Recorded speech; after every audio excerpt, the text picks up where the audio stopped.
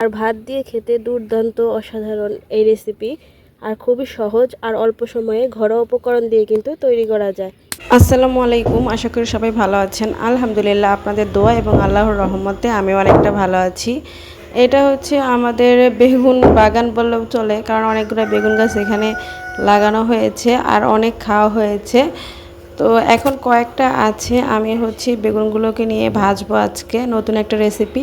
সব সময় তো চাক ভাজি করেই খান, তো আজকে চাক ভাজি করব, তবে হচ্ছে সেটা একটু অন্যরকমভাবে। তো গাছে 3 থেকে 4টা বেগুন আছে। বেগুনগুলো হচ্ছে বেশি বড় হচ্ছে না, ভাবছিলাম বড় হলে তখন সেটাতে রেসিপি করব, কারণ এই রেসিপিটা করার জন্য বড় বড় বেগুন হলে ভালো হয়। তো যেহেতু বড় হচ্ছে না, এতটুকু হলে দেখা যাচ্ছে যে বাড়তি হয়ে যাচ্ছে, এই কারণে হচ্ছে আমি এই বেগুনগুলো দিয়ে করব। অনেক দিন ধরেই হচ্ছে এই রেসিপিটা আমার খেতে ইচ্ছে করতেছে। আর আমাদের গাছের বেগুনগুলো হচ্ছে খুবই মজা, এই কারণে হচ্ছে আমি গাছের বেগুন দিয়ে করব। তো বেগুন হচ্ছে 3 থেকে 4টা, আমি এখন এই যে বেগুনগুলো তুলে নিচ্ছি। আর নিজেদের বাড়ির সবজি খাওয়ার কিন্তু স্বাদই আলাদা। তো বেগুনগুলো আমি এখন একটা একটা করে ছিঁড়ে নিচ্ছি।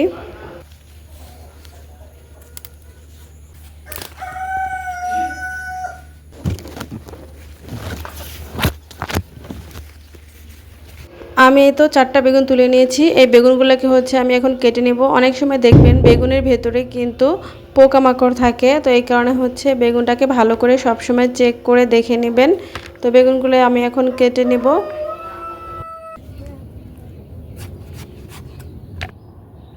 আমরা যেভাবে হচ্ছে বেগুনটা ভাজা করি গোল গোল করে, ঠিক সেই শেপ করে নেব। তো আমি সেই শেপে নেব, কিন্তু একটু মোটা মোটা করে নেব, বেশি পাতলা করব না। আর এমনিতেই হচ্ছে আমার বেগুনগুলো ছোট ছোট, এই কারণে একটু মোটা করে নিচ্ছি আমি।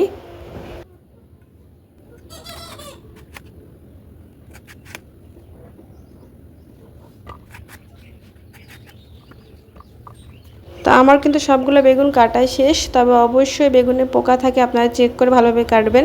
তারপরে দেখেন এই যে এই মতো হচ্ছে একটা স্টিলের ছোট বা মানে বড় সাইজের, যার যেমন বেগুন, তো সেই সাইজের একটা স্টিলের মগ নেবেন। স্টিলের মগটা যেন বেগুনের যে শেপ সেটার থেকে একটু ছোট হয়, তাহলে খুব সহজেই ভিতরের অংশটাকে আপনারা চাপ দিয়ে কেটে নিতে পারবেন। আমার বেগুনগুলো যেহেতু ছোট, তো আমার কিন্তু মগটা হচ্ছে মুখ যেটা মগের, স্টিলের মগে, সেটা কিন্তু বড় হয়ে যাচ্ছে, তো আমি শেপটা দিয়ে কাটতে পারলাম না। এখন হচ্ছে আমি এই যে ছুরির সাহায্যে আমি খুব সুন্দরভাবে গোল করে শেপ দিয়ে কেটে নিচ্ছি। আর এভাবে হচ্ছে আপনারা কেটে নেবেন, তো একবার দেখলেই কিন্তু পারবেন। হয়তো ছুরি বা হচ্ছে স্টিলের মগের মুখ দিয়ে কাটলেই কিন্তু খুব সুন্দরভাবে কাটা যায়।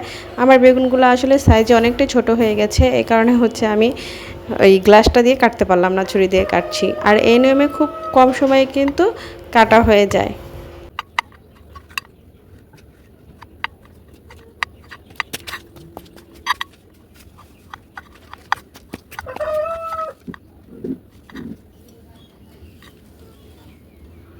আমার কিন্তু সবগুলো বেগুন এই যে এইভাবে একই সিস্টেমে আমি কেটে নিয়েছি। এখন হচ্ছে আমি যেই ভেতরে যে অংশটা বের করেছি বেগুনগুলো কেটে, তো সেগুলোকে আমি আলাদা করে তুলে নিব। আর এই যে গোল শেপ করে নিয়েছি এই বেগুনগুলোকে আমি আলাদা করে নিয়েছি। এগুলো কিন্তু ফেলে দিবেন না, এগুলোই হচ্ছে কাজে লাগবে। আর এগুলো আমি এখন দেখেন বেগুনের ভেতর থেকে গোল অংশগুলো নিয়েছিলাম, সেগুলো কিন্তু আপনারা খুব সহজেই ছুরির সাহায্যে ঝুরি ঝুরি করে কেটে নিতে পারবেন। যারা ছুরি দিয়ে কাজ করতে ভালো পারেন তারা ছুরি দিয়ে কাটতে পারবেন। আমি কিন্তু ছুরি দিয়ে খুব ভালোভাবে কাজ করতে পারি না, যেহেতু আমরা গ্রামে থাকি, বটির ব্যবহারটাই আমরা বেশি করি।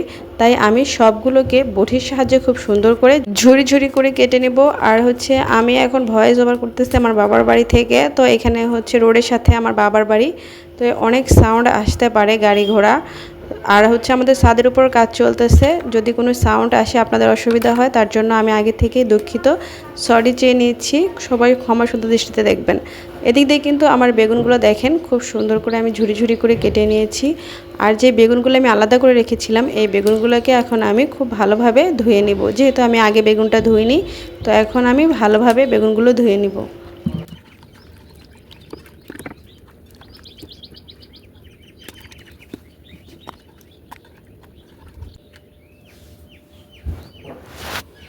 আমার বেগুনগুলো কিন্তু সব ধোয়া শেষ। এখন হচ্ছে আমি এই বেগুনের মধ্যে মশলা অ্যাড করব। লবণ, হলুদ আর হচ্ছে মরিচের ফাঁকি, যেভাবে আমরা বেগুনগুলো ভাজি ঠিক সেই মশলাগুলোই কিন্তু আমরা এখানেও দিব। দিয়ে খুব ভালো করে হাত দিয়ে সুন্দর করে মেখে নিব।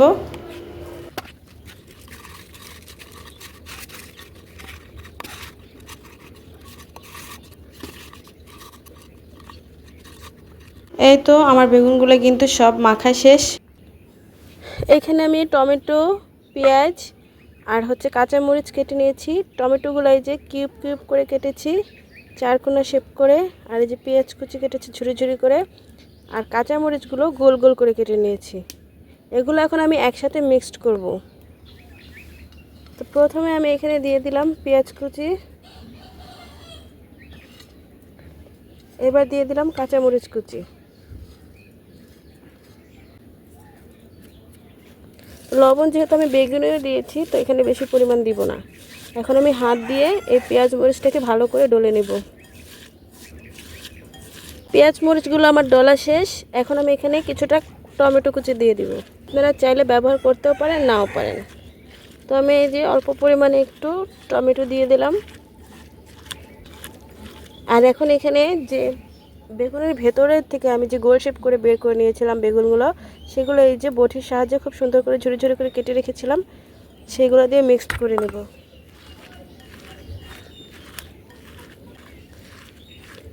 এখানে হলুদ মরিচের ফাঁকে লবণ আর ডিম দিয়ে ভালোভাবে মিক্স করে নেব।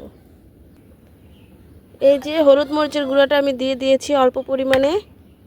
আর এখন হচ্ছে একটা ডিম ভেঙে দিব। এবার আমি মিক্সড করে নেব।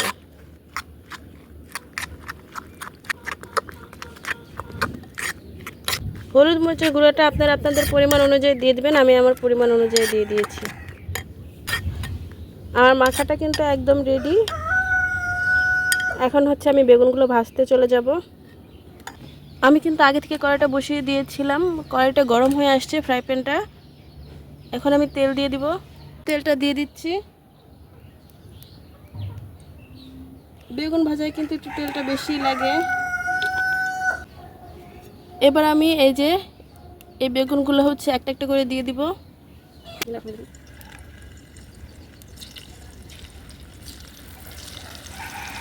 আমার যেহেতু বেগুনগুলো ছোট ছোট, তো আমি একবারে দিয়ে দেওয়ার চেষ্টা করছি। ভিডিওটা দেখতে দেখতে যারা এই পর্যায়ে চলে এসেছেন কিন্তু একটি লাইক দিতে ভুলে গেছেন, প্লিজ একটি লাইক দিয়ে দিবেন। এবার আমি বেগুনের মধ্যে এই গোলাটা দিয়ে দিব।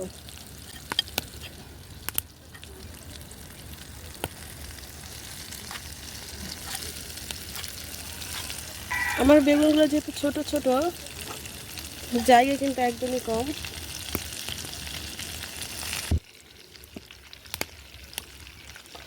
যখন একটু হয়ে আসবে তখন কিন্তু আমি উল্টে পাল্টে ভেজে নেব।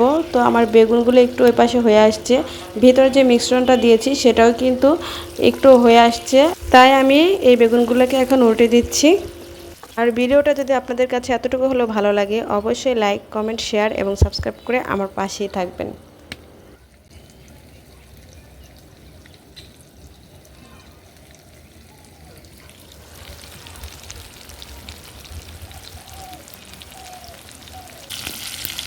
আমার ভাজা প্রায় শেষের দিকে। আর একটু হালকা হালকা ভেজে নামিয়ে নেব। আমার ভাজা যে প্রায় কমপ্লিট। আর একটু ভাজা হবে, আমি নামিয়ে নেব তারপরে।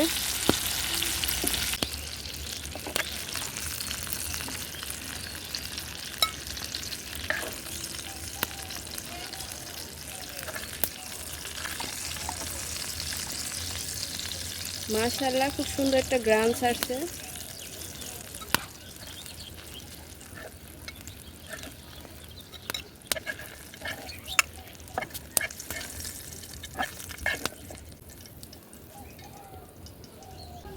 তো এই যে রেডি হয়ে গেল আমার ডিম দিয়ে বেগুন ভাজা। আপনাদের কার কার কাছে কেমন লাগলো অবশ্যই কিন্তু কমেন্ট করে জানাবেন। আর ভাত দিয়ে খেতে দুর্দান্ত অসাধারণ এই রেসিপি। আর খুবই সহজ আর অল্প সময়ে ঘরোয়া উপকরণ দিয়ে কিন্তু তৈরি করা যায়। আজকে এই পর্যন্তই। ভালো থাকবেন সবাই। খোদা হাফেজ।